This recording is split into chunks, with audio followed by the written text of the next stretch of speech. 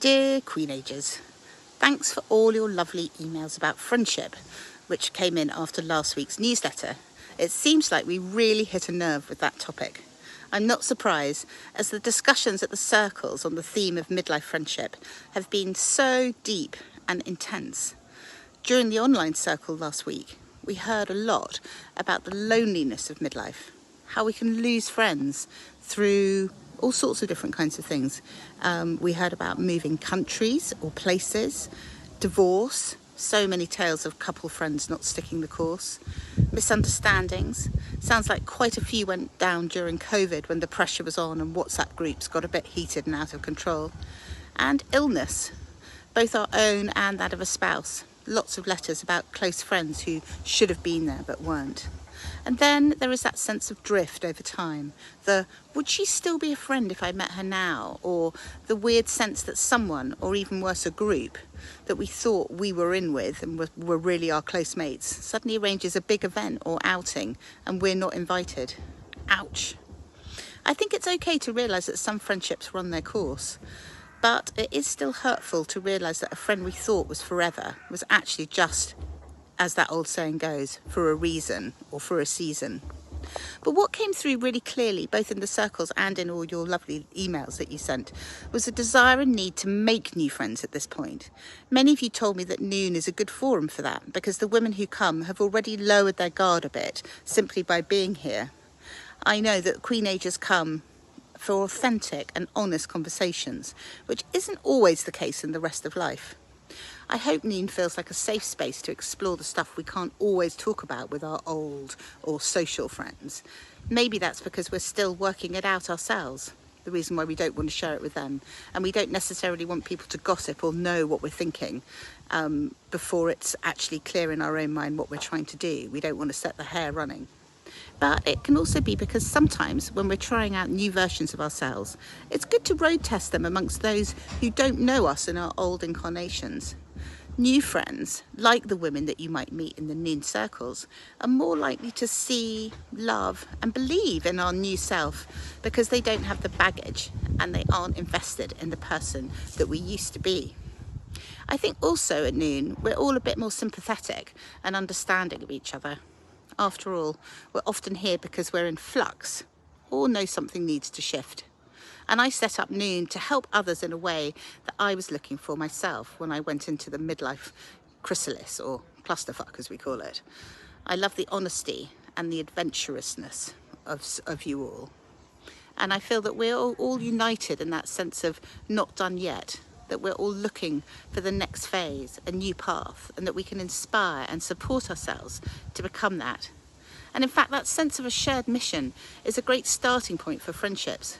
At the London Circle recently, partly because it's got so big, we often have about 40 women, I've been doing an introductory bit of chat about whatever the theme is, and then breaking up the circle into little groups of 2s or 3s so that every Queenager who comes has a chance to get to know some of the others a bit better. I've also started doing breakout rooms when we do the online circle again to kind of foster those individual conversations, and in our new entrepreneur circle so that the entrepreneurs could talk to each other. And these smaller group chats have really proven key to creating new friendships, which is really at the heart of what we're trying to do at Noon. And I've spent the last couple of weeks thinking about friendship and talking about it, and it's shown me that so many of you are coming to Noon to make new friends. So I'm really interested in any ideas you have out there about how we can enhance that process, make it easier for you to find the new friends and tribe that you need now. Please email me if you've got some thoughts on things that might make it better, eleanor@noon.org.uk. And we're trying out a few new things too, as well as doing the more kind of smaller breakout group chats during the circles. Many of the Noon chapters now are doing walks one month and then a circle the next. And I think walks are a really brilliant way to mingle and chat with lots of different new people. And there are lots of walks coming up all over the country over the summer, so do check some of those out. And there's lots of psychology about how chatting while looking forward rather than looking at each other like you do when you're walking or driving is actually really good for communication. And what I find happens when we walk is that organically we, spend a bit of time chatting to one person and then another. We're perhaps joined by others. And it's all rather organic. We experienced this on the biggest noon walk so far this year when we went to the Camino. Small groups formed and reformed, conversations and confidences flowed. We created moments together, connected, while also allowing each other space to express things that normally don't bubble up. But beyond walks, there are other things that we could do too. Lots of ladies from the London Circle, for instance, went to a talk about the nature of being human last week. And a group of us went to a daytime disco not long ago. And also as part of Noon Pro, we do a cultural trip every month where we all meet up and chat and hang out. So if you upgrade, you can come and join us. But for Noon more broadly, are you interested in maybe Noon invitations or outings to other kinds of events? I've been thinking about maybe running a Noon daytime event at the weekend, which is about being together and having fun, celebrating ourselves. But what else could we provide? Perhaps some dinners where everyone table hops after a course so you can get to know each other. Or some maybe friendship speed dating so you can see which other Queenagers you really get on with. Maybe some more day raves, Jen's very big fan of those. Or creative activities like painting or life drawing. Or maybe some concert trips. I mentioned that one because one of my great new Noon friends, the lovely Aviva Wittenberg-Cox, invited me along to see a jazz singer called Stacey Kent last week. She's a Grammy-winning American and French jazz singer, and I went to see her last week at the Cadogan Hall. I'd never heard of Stacey, and I have to say it isn't the kind of gig I usually go to, but I absolutely loved it. Stacey's singing was so beautiful, her take on the world so kind, quirky, optimistic and romantic. She sings about midlife and love, the toll the years take, but also the redemption of friendship and the exquisite joy of just being with someone who knows you well or who you love, waking up next to them, seeing their face in all sorts of light. Her husband writes many of her tunes and sings harmony and plays the sax with her, and the other two members of her band have also been with her for decades. So it was an evening of really celebrating where we are at midlife, that web that got us here, and the simple things. And it was definitely a very Queenager crowd. The audience was all 50 plus. In fact, I felt rather young. It was so kind of Aviva to invite me along. And it made me think about how wonderful new friendships can be for bouncing us out of our normal ruts and comfort zones and introducing us to other things we might love. Stacey sang lots of songs I know from, say, Bebel Gilberto, who I've always listened to, but also arrangements of classics such as the Beach Boys' God Only Knows Where I'd Be Without You, but with a kind of jazz arrangement.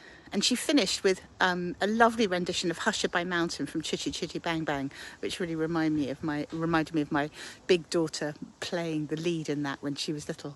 Stacey's voice was clear, melodic and moving, the jazz sinuous and tuneful, but not oppressive, not endless free jazz jamming, which I confess is not my favourite. I really loved the whole evening, and particularly seeing Aviva in her element, humming and swaying along. I felt she was sharing a precious gift of something she loves at a soul level with me, and that is the beauty of new friendships. It's that kind of sense of the layers of you getting to know other people. And I suppose that thinking about how we make new friends, what it means, how we get there, has taken up quite a lot of space in my head this week. And the truth is, whatever age we are, making a new friend makes us feel like we're back in the playground, because it involves being a bit vulnerable. You know that thing, you have to offer up that rather kindergarten line of, will you be my friend? Maybe not in just so many words, now that we're a bit older, but we do have to indicate, a bit like we do when we fall in love, that we like someone, that we'd like to be closer to them, to let them be closer to us, to share who we really are, to draw down the veils that too often separate us from the world. Being a friend is to bare our souls. Of course, that doesn't happen immediately. It takes time to get that close to someone. But friendship is a big deal, and that first gesture of liking, of wanting more from someone, never stops feeling hard. And because friendships are hard to make, losing them feels agonising.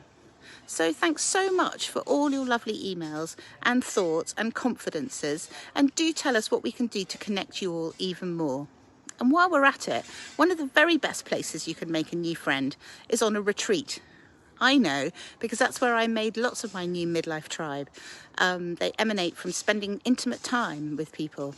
And I suppose that kind of retreat experience is a shortcut to friendship. So you're in luck. We've just announced our new Noon Ikaria longevity retreat in Greece, which will feature walking, swimming, eating, drinking wine, napping, and simply being on this blue zone island. It's next year, 22nd May to the 28th of May 2027. So there's plenty of time for you to put it in your diary and plan. And appropriately, my new friend Aviva of the 4-Quarter Life Queen is coming too as our special guest to talk about longevity. So do come along, join us and make some new friends.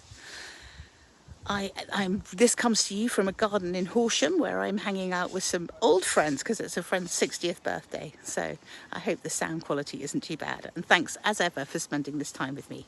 Take care. Have a great weekend. Bye.